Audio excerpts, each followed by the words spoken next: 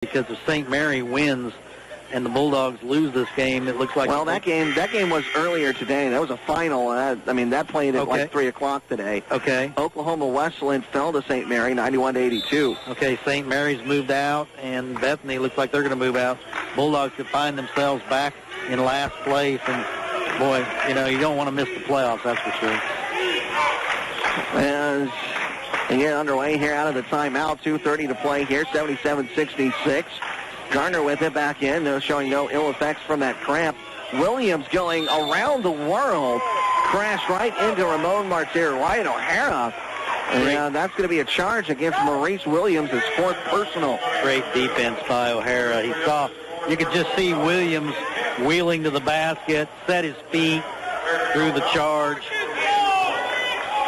2:28 to play. The timestamp, we do have a timestamp on that Swede game.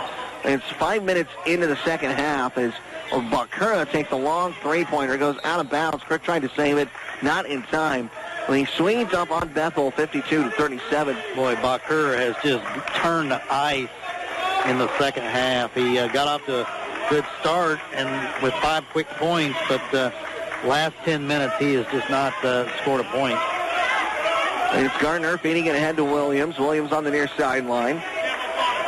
Gardner now with the ball near the half court. 14 seconds on the shot clock. Bulldogs not putting much pressure on right now. Under 2 minutes to play here in the ball game.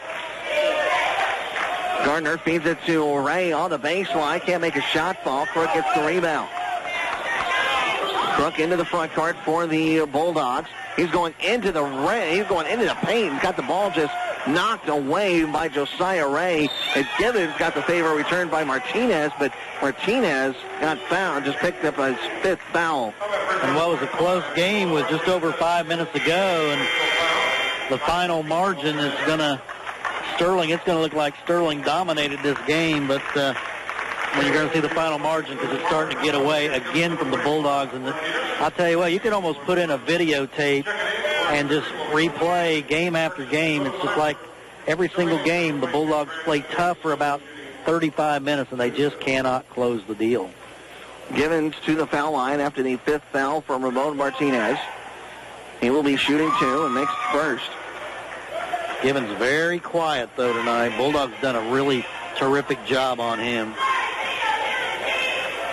Second attempt on the way.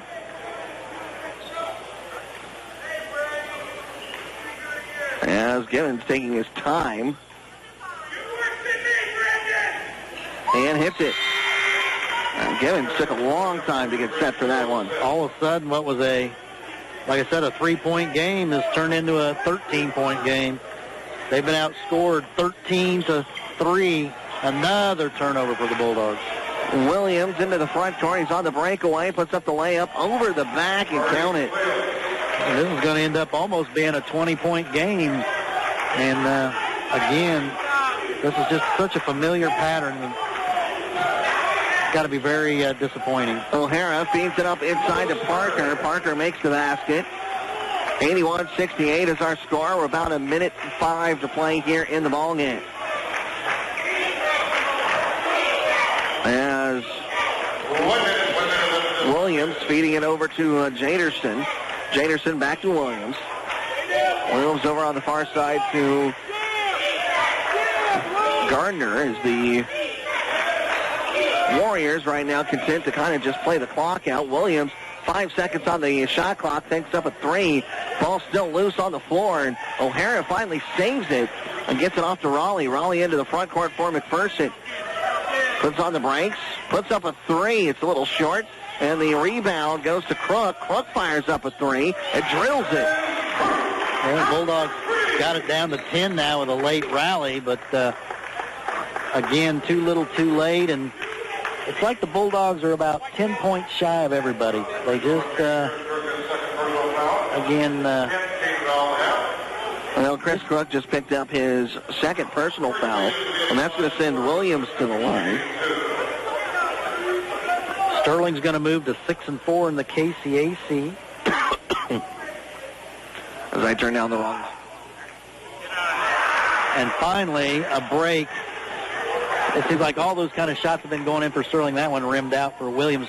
Sterling doesn't put anybody on the free throw line on free throws. I always find that, I guess it's supposed to be a confidence thing for their shooters to say, well, we know you're going to make it. We're not going to put anybody on the line. But Bulldogs did a great job on Ray and Gibbons, but they had Williams step up, and the big guy, the real big guy, is just Kirk. It's another three. And that was an interesting shot.